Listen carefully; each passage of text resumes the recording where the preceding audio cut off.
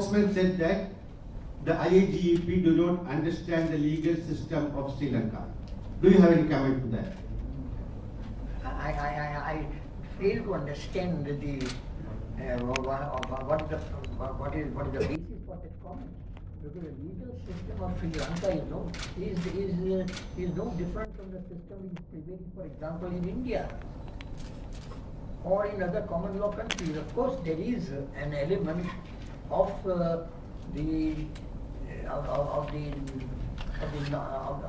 the other system, but basically the principles are the same, the rule of law. But what is the contradiction that you are finding? Contradiction? Yes.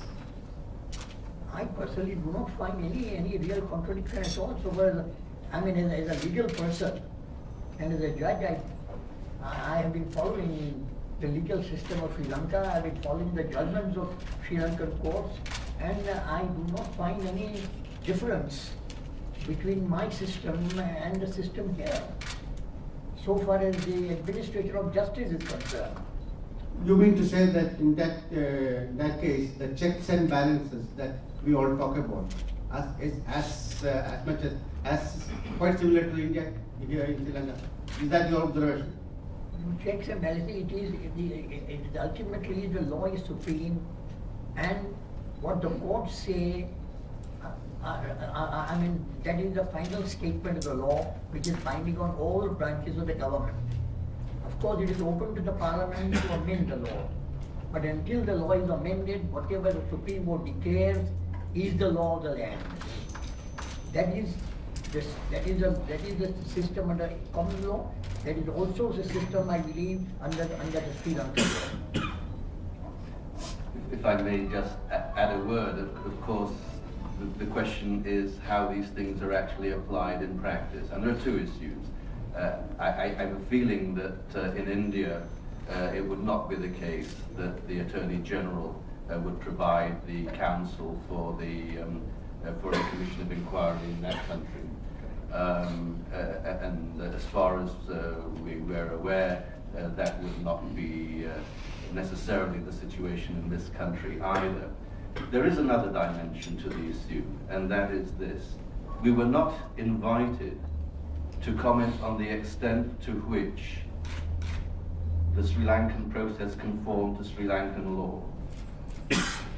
Whether it does or doesn't is for others to decide.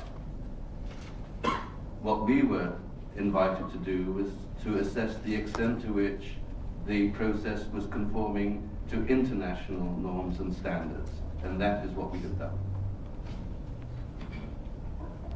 Purnima from the Daily Mirror. Now, the IIGEP has continuously highlighted the issue of conflict of interest that may arise with the presence of staff from the Attorney General's Department as part-time officials of the Commission.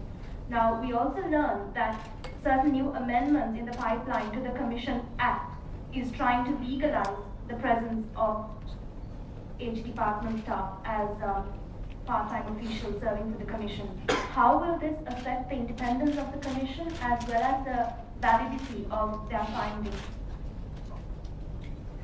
So far as the role of the Attorney General's Department in an independent commission of inquiry is concerned, as was pointed out by Sir Nigel, in my country the Attorney General has no role in a commission of inquiry, which is a fact-finding body.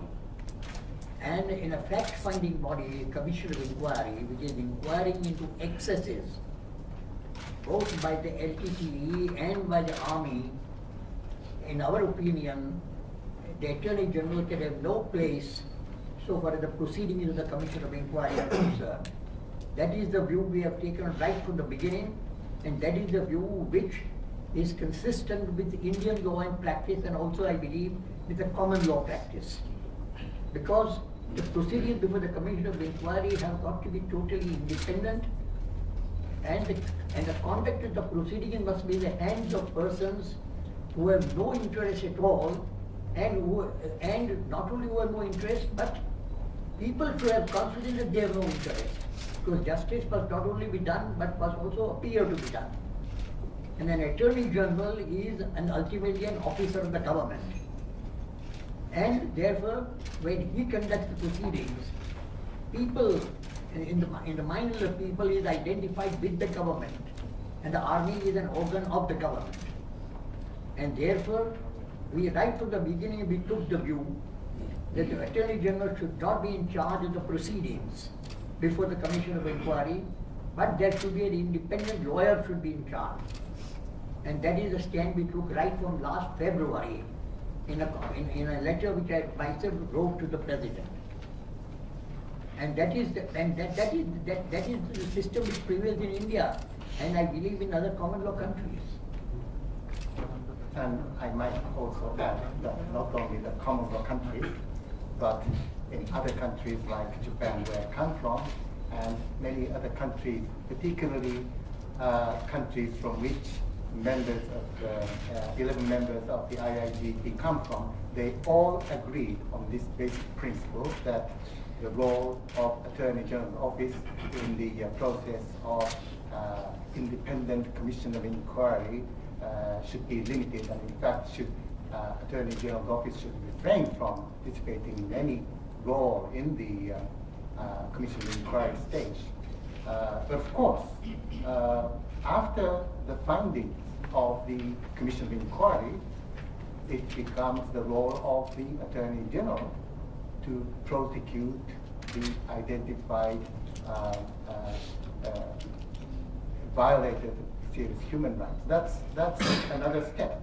But the level of the commission of inquiry, the role of the Attorney General should be separate from the work of the commission of inquiry. This is the standards that many countries, including my own, adhere to, and also this is the standard also in any international procedures of this nature would be implemented.